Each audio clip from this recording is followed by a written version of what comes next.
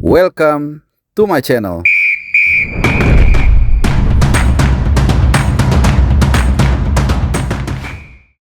Selesai sudah perjalanan Maung Bandung di kompetisi Asia ACL2 musim ini setelah baru saja berlangsung di Stadion GBLA di Kota Bandung, di Gede Bage tepatnya. Maung Bandung walaupun berhasil menggigit Ratchaburi 1-0 lewat gol Andre Jung di babak yang pertama, namun tentunya hasil ini tidak bisa menyelamatkan perjalanan Persib Bandung di babak knockout stage kali ini. Karena di pertemuan pertama, Persib Bandung harus mengakui ketangguhan klub asal Thailand Ratchaburi 3-0.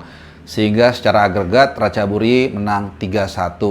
Tentunya ini membuat harapan dari Bobotoh untuk bisa melihat Maung Bandung mengaum ya sekeras mungkin, melangkah sejauh mungkin di kompetisi kali ini pupus sudah. Tadinya banyak yang berpikir paling nggak Persib Bandung bisa melangkah ke 8 besar, kemudian baru menghadapi memang dua tim calon tim kuat antara Pohang Steelers maupun juga Gamba Osaka. Tapi ternyata takdir mengatakan ya langkahnya harus selesai di sini. Nah, kita akan bahas tadi bagaimana pertandingan yang baru saja berlangsung. Jadi gua saat ini nggak jauh dari lokasi sebenarnya. Dan tentunya Persib Bandung kita tahu membutuhkan 3 gol setidaknya untuk memperpanjang nafas mereka memasuki extra time dan juga adu penalti. Tapi ternyata ya sejak awal Persib Bandung mencoba menekan, menempatkan 4-5 pemain di sepertiga pertahanan dari Ratchaburi, tapi memang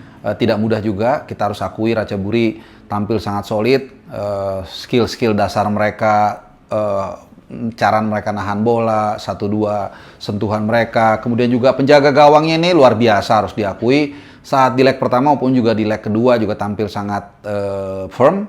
Dia bagus dalam memotong bola, lalu juga refleksi ada satu di babak yang kedua itu bola gol harusnya, tapi dia masih bisa menyelamatkan. Ya pokoknya memang sulit ditembus lah.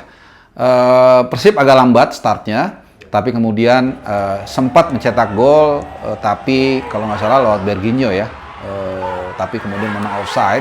Nah yang kedua itu memang clear goal, ya. Jadi agak sedikit aneh juga gitu. Kemudian wasit sempat mereview, ini wasit asal Arab Saudi, dan kemudian yang kebetulan gue hadir juga di stadion saat itu, entah mungkin karena tekanan Bobotoh, tapi gue yakin memang itu clear goal ya. Kalau yang pertama memang itu offside dan akhirnya disahkan. Dan bukan karena subjektif ya, tapi memang ada beberapa keputusan dari wasit yang patut dipertanyakan. Salah satunya dari kanan itu ada crossing dari salah seorang pemain Persib, gue lupa, mungkin Eleanor Renders, itu handsball. Tapi kemudian play on, dan padahal harusnya kalau itu di Prit ya, itu bisa menjadi peluang di di sisi kanan pertahanan dari di sisi kiri pertahanan Ratchaburi. Kemudian juga ada serangan yang dibangun oleh Persib Bandung di masa injury time babak pertama. Kemudian ada corner, harusnya masih dikasih dulu cornernya. Setahu gua main bola seperti itu. Kalau abis corner itu baru nggak ada apa-apa, baru dipritin. Jadi ada beberapa keputusan wasit yang menurut gua juga patut dipertanyakan. Nah, babak yang kedua Persib tentunya masih punya harapan. Dari awal jauh-jauh hari gue saat ngobrol dengan teman-teman Bobotoh, gue bilang setidaknya turun minum kalau bisa 1-0 ya, syukur-syukur 2-0 tentu ya, apalagi 3-0. Tapi setidaknya 1-0, maka pressure itu 50-50. Cuman yang memang membedakan adalah dua di sini. Pertama, Persib bermain dengan 10 orang. Ini yang gue rasa agak sangat disayangkan, pelanggaran yang tidak perlu yang dilakukan oleh William Barros. Ini membuat akhirnya ya susah juga, bagaimanapun juga Ratchaburi begitu solid, bermain 10 orang, tapi sebenarnya Persib cukup lumayan di babak kedua awal. Ada beberapa peluang,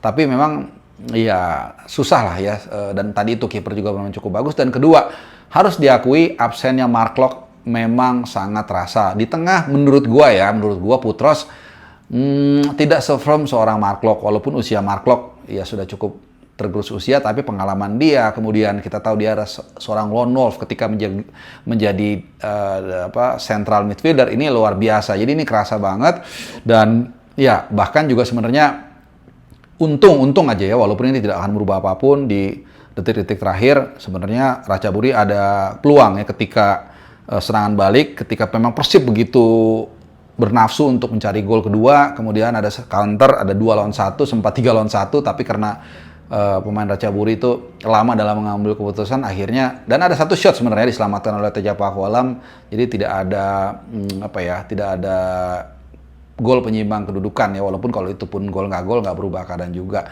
Jadi memang kesimpulannya adalah ya it's over buat Persib pastinya, dan sangat disayangkan kalau gue sedikit boleh flashback ketika main di Thailand ini, menurut gue ya harusnya di sana main negatif football aja. Ya kalaupun kalah tuh kalahnya jangan 3-0. Malah kalau teman-teman ingat saat di Thailand itu kita hampir kalah 4-0. Kalau 3-0 aja udah berat, apalagi 4-0 kan. Nah, maksud gua kalaupun waktu itu mainnya safety, misalnya kalaupun kalah 1-0, syukur-syukur imbang. Nah, itu bisa dihajar di GBLA, dan kita tahu musim ini Persib Bandung tidak terkalahkan di GBLA. Harusnya hitung-hitungan itu lebih realistis gitu loh. Di Thailand gak usah terlalu nafsu kan. Baru nanti di GBLA kita tahu dengan dukungan tadi 26.000 lebih ya, sedikit bobotoh yang hadir, tentunya ini menjadi semangat buat Persib untuk seharusnya bisa membalikkan kedudukan. Tapi ya mengejar 3 gol memang tidak mudah. Jadi untuk sementara ini tidak ada remontada atau tidak ada pembalasan buat Persib Bandung di ACL 2 kali ini. Tapi it's not over di Liga 1. Gue yakin banget semua bobotoh sekarang memfokuskan tenaga, pikirannya, waktunya nanti juga dan kehadirannya di GBLA kalau pas main home untuk merebut ya gelar Liga 1 atau sekarang namanya BRI Super League, dan untuk mengukir sejarah tim di Indonesia sejak Indonesia merdeka nih teman-teman ya. Udah 80 tahun lebih lah pokoknya ya, untuk bisa menjadi tim pertama yang mencetak juara 3 kali berturut-turut di kasta tertinggi sepak bola profesional Indonesia, hat-trick gelar. Kalau memang bisa, maka kayaknya mungkin patung Bojan Hodak itu layak untuk dipasang mungkin ya. mungkin. Tapi yang pasti ya kita sekarang fokus kita untuk ke Liga 1, persaingannya semakin seru. Ada sekurang-kurangnya 3 tim yang bisa menjadi kontender untuk menjadi yang terbaik. Persib Bandung tentunya ada di pole position. Kemudian ada Borneo, menurut gue ini yang paling mungkin untuk mengganggu Persib Bandung. Lalu ada Persija Jakarta juga sama, walaupun peringkat 3 tapi dia juga punya peluang. Dan Maluku United mungkin bisa tapi agak berat ya, karena sudah mulai kedodoran dan ya cukup tergantung dengan beberapa figur ya. Teman-teman, tentunya ya mau diapain lagi, sudah selesai. Yang pasti satu yang lebih membuat mungkin bobotoh agak sedikit worry adalah denda yang mungkin saja sudah menanti, karena ada beberapa insiden tadi selama pertandingan yang sebenarnya buat gue sangat disayangkan sekali ya. Kenapa?